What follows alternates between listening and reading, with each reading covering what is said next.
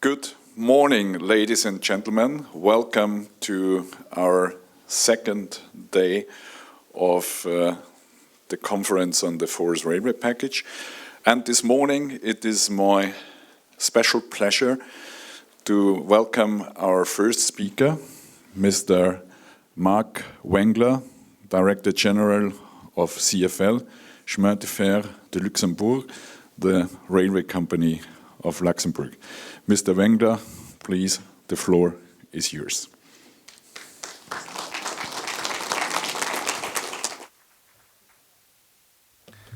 Thank you very much. Ladies and gentlemen, thank you for giving me the opportunity to welcome you today. I will take this advantage to present to you shortly our activities, our organization, and maybe I will also say one word about the fourth railway package. Let me introduce myself first. My name is Marc Wengler, CEO of the National Luxembourg Railway Company since March 2014. My former function was CFO since the last 12 years for the same company, and this after 10 years of professional experience in the private sector, particularly as chartered accountant. You understand my background. I will not go deep into technical issues, but I try to describe more the business view of our developments. Maybe one word about Luxembourg. If I would have to describe Luxembourg in a few words, I would point out, besides its main characteristics as agility, reliability, the cultural diversity and the openness. Openness to partnerships. Openness can be illustrated, for example, by a significant number of commuters which cross every day the border from France, Germany and Belgium. More than 40% of the working population in Luxembourg are commuters. Obviously, we find this back in the structure of the traffic flows in our region. Variety and diversity of cultural forms. We thought we would be quite good at managing diversity. However, in the railway industry, in the large region around Luxembourg, the technical diversity from a railway perspective is a tremendous challenge. We could compare it to a jungle of different safety systems. 5 systems in 4 countries. Why 5? Because in Luxembourg we have now the European system, which is added to the 4 actual systems. We have different electric power supply systems. We have different signaling systems. We have different operational and administrative rules and procedures. They are all different in every country around us. Maybe some people find this exciting. I think there are a lot of risks which are related to non-standardization, to non-harmonization. Not only obvious financial consequences which undermine the potential on competitiveness of the sector, but also complicated safety and finally service quality issues which are closely linked to the large number of players and interfaces. This is nothing new, but we take the operational responsibility every day.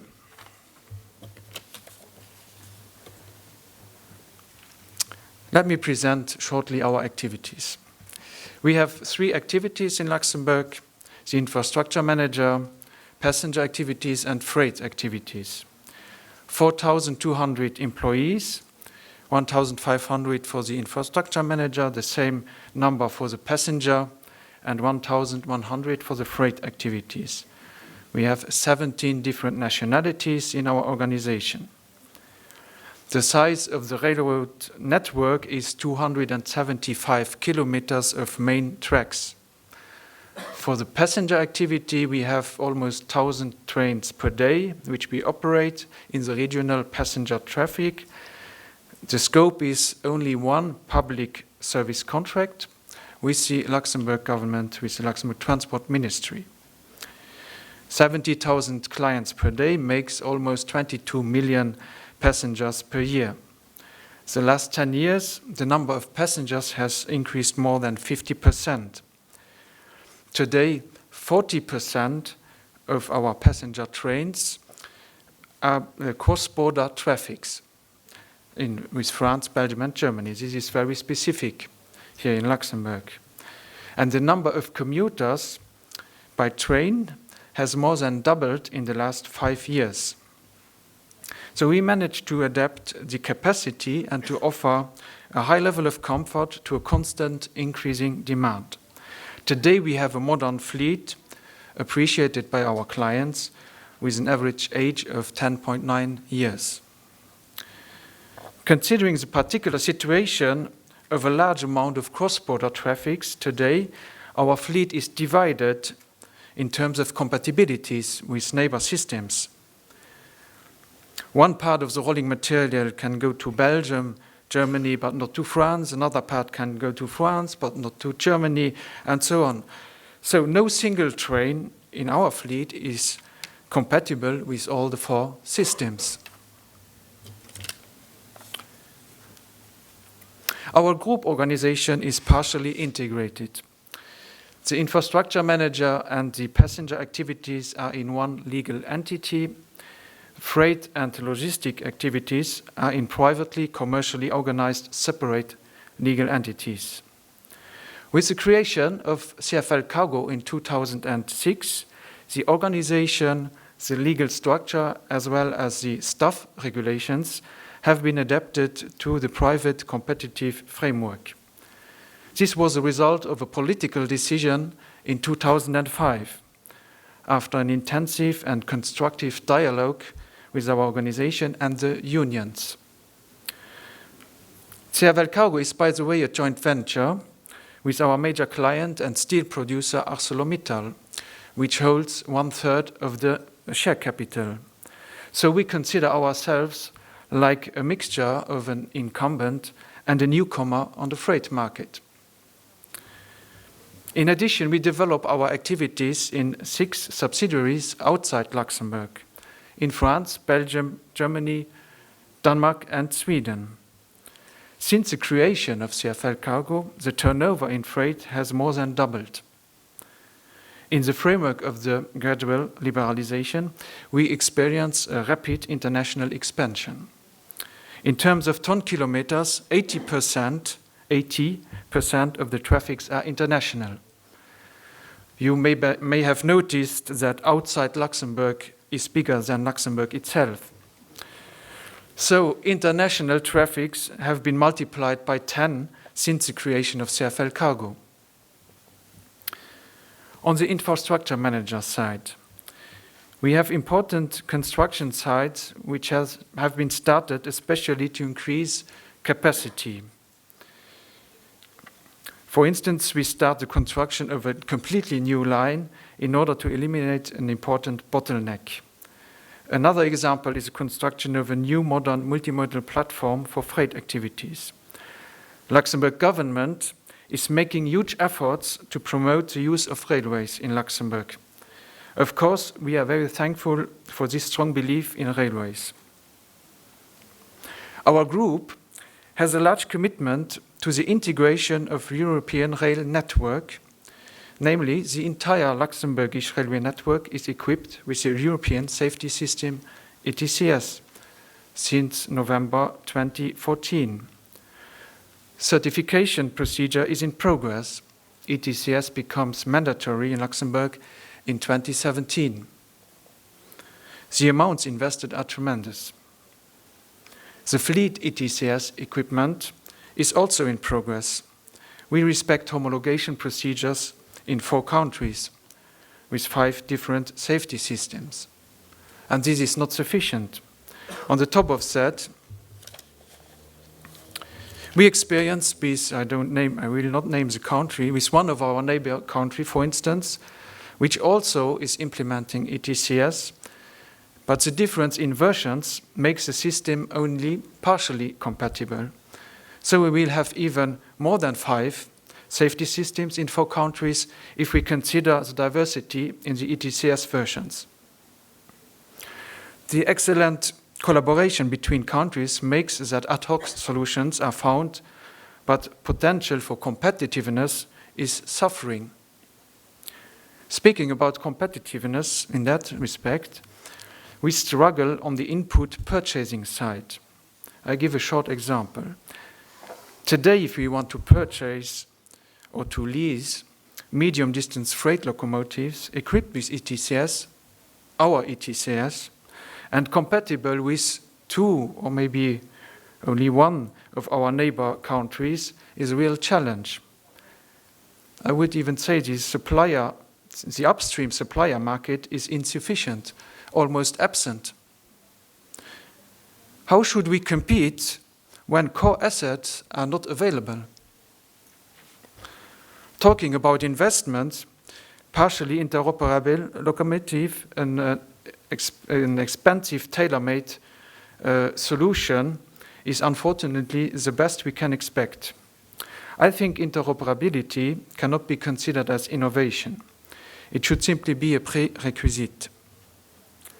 Too much has been said already about the need to compete on a level playing field, so I will stop here on that part. This was only one example. One of the main objectives of the 4th railway package is the intention to improve the quality of rail services, to ensure that the users benefit from a better quality-price ratio. Liberalization of the railway undertakings would be the answer. As a railway company, we fully support the idea to put the client in the center. Client service, client focus, is, by the way, a key element of our in-house strategy. But on that example, I would just ask the question, but who produces quality? You agree, take as an example, in the passenger transport, for example, the comfort of the trains, the punctuality, the information, pertinent, relevant information to clients. The infrastructure manager, as traffic manager, is responsible for punctuality, also for client information. The competent authority, for example, is responsible for the definition of the comfort of the rolling stock, depending largely on the specifications set out by the authority. The railway undertaking has also part of contribution, of course, but this part could be, in some cases, the smaller part of the overall quality. This to illustrate the resulting necessity to give priority to interconnections. The necessity to clearly determine the roles and the responsibilities of all the actors. In Luxembourg, this is naturally enhanced by the big part of cross-border traffics with 3 countries and the relation with their respective infrastructure managers, railway undertakings, national safety agencies, and competent authorities. All this is multiplied. We think that disintegration and multiplication of players puts quality at risk, as well as safety. So I will come to the end. We understand that the new draft version of the 4th railway package aims to address these issues. We welcome that priority will be given to efficient interconnection of communication systems of the different actors. We welcome all initiatives aiming to simplify the procedures. That's why I want also to congratulate the authors of the latest draft of the 4th railway package. As a conclusion, I will hope that in our eyes, the end client focus would and should remain the key leitmotif in everything we want to do. In that respect, I wish to all of you constructive debates and discussions for the last part of the conference. Thank you very much.